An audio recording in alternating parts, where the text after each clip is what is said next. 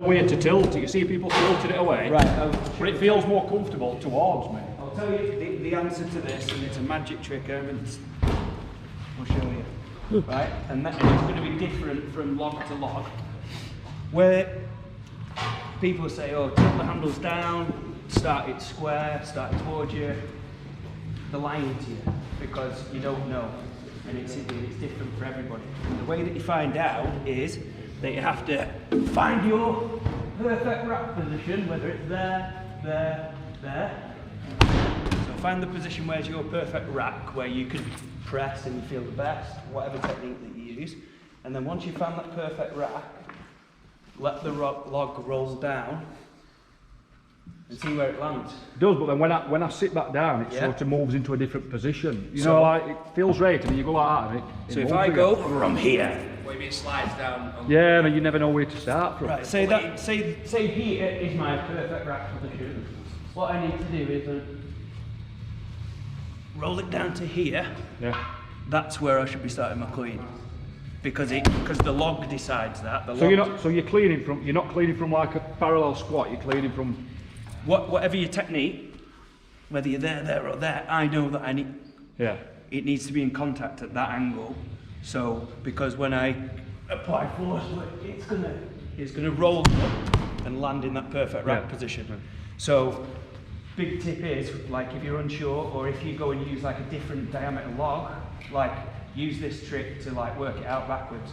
Like do that in your first rep. Say, oh, you know when you go to a new log and you fiddle about and you're like, oh, is that right? Is that right? Is that right? Find the right position to start your press from, and then just let it roll down. And then, so I've established there for me with this log that's different to the other logs. So it lands in that good rack position. So all I need to do with the pick is focus on delivering to that position with the logs at that angle. So I just need to go boom, and I go from there, because that's where I feel strong cleaning from. And then I know that that log is just going to roll and land in that perfect rack position. Yeah, you need to decide. You know, you said, should I be squatting down or not? You need to.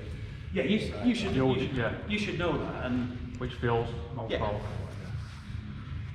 There's no like right or wrong really. but use that trick to find where the log should start. So you see, like he's fiddling about in the rack now. Like if you just look on the side as well, it's like a banana. His legs are not straight in rack. He goes not in rack position. Come in rack position. So you see his shoulders behind his hip and his knees bent, so you saw that as well. It's hard to get. So I feel like again it's just having to like scoot to it, it's having to slide on the chest. You want to be stood here. Yeah. And you like this. Yeah. So we need to sort that as well, because that'll be amazing. But basically, if you're here like this, you can't dip. We need to be vertical torso. Yeah. So that we can dip with the vertical torso.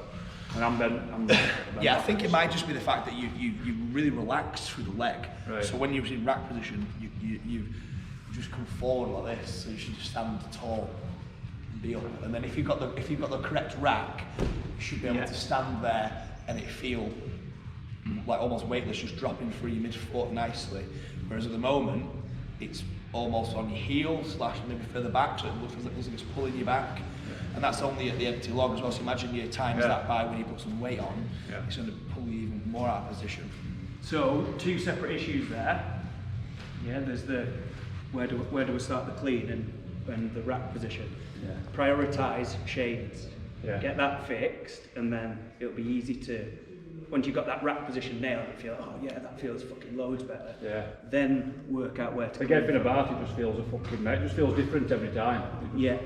I don't train enough, like it's my own fault. Well, I mean, that's but how what I'm doing. Did you train it? Well, about twice a year so far. I had trained strongman for a bit, so I'm going to get stuck into it. Like, so I just want to know what I'm doing, and then I can implement it. Fix your rack a couple of times a week, light. Yeah. Spend more time in the positions. Like spend more time in the rack. Yeah. Like you can't get good here if you don't spend time. So pause there, hold there. What feels better? But when you pause and move your hip position, find where, and it'll click, and then like Josh says, you can go down and fix the clean into it afterwards. But number one thing, just if you just practice and do a fucking bit of training on log, you'll work it out yourself. But you don't need to be doing it with much load. You know what I mean?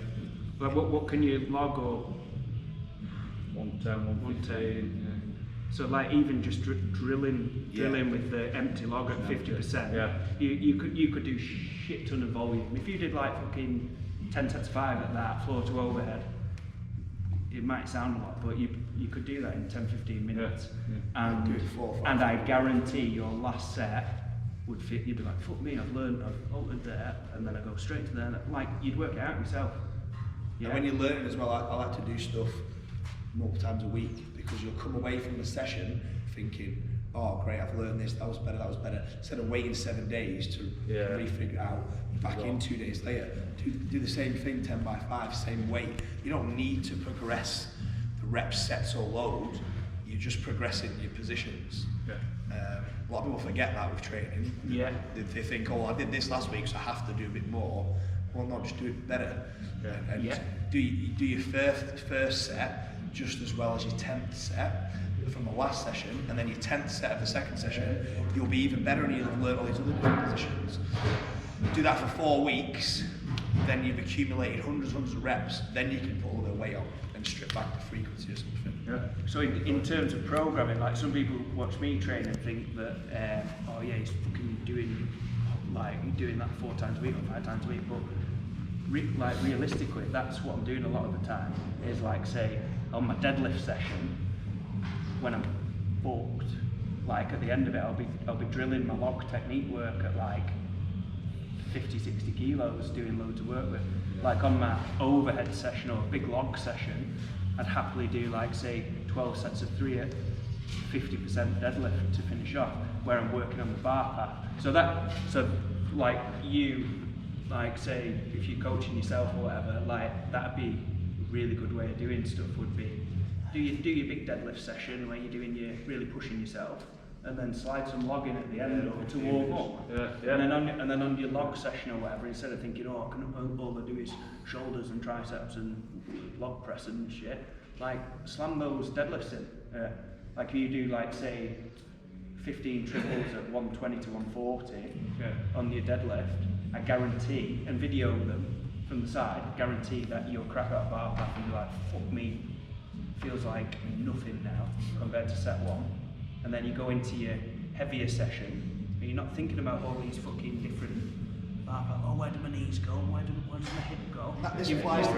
You've already ticked that off. So you're going in and you're fucking attacking the bar. This applies to everything. Like I love it when fucking clients message me like, oh, I've done some extra dumbbell in my session. I just did 50 kilos for like 50 reps, practicing. I didn't need to tell them to do that. They just took ownership of, I'm shit at this event, I've got a bit of spare time, I'm just going to slot some skill work in. And that's how you, like the bag throw as well, like it takes fucking 10 minutes if you've got a bag. Even if you've not got it in a comp, just adding it in once a week when you've got a bit of time to practice. Like we said to Mitch, you don't need the 26 bag, the 18 where you can just come in, no warm up, 30 reps, getting perfect. And then you can take that forward every time, and it doesn't add to recovery issues or anything like that. It'll just be because it's light. Obviously, if you went in and did some extra dumbbell, went to max 3 times a week, then you'd be messing me. Shane, my elbow's falling off for some reason. I did max dumbbell 3 times, like what cunts. But accumulating skill happens with repetition, especially in strongman sandbag pickups and stuff. Them light sandbags there. Everybody else, I say do a bit of sandbag. People will go to the big sandbags all the time. Like, do practice the little ones, do some long distance carries, find where's good, find where sits on your hip best, so that you don't have power leakage. That all happens from light weights. Right, we're gonna fucking do some shit now then. Yeah, so has anybody got any questions on throwing, deadlift or log before we move on? Like, has everybody got something from that first hour and a half that they can take away and practice? Yeah? Everybody got something they can work on? Like you? You got something you can work on, yeah? You sure? Yeah. Yeah.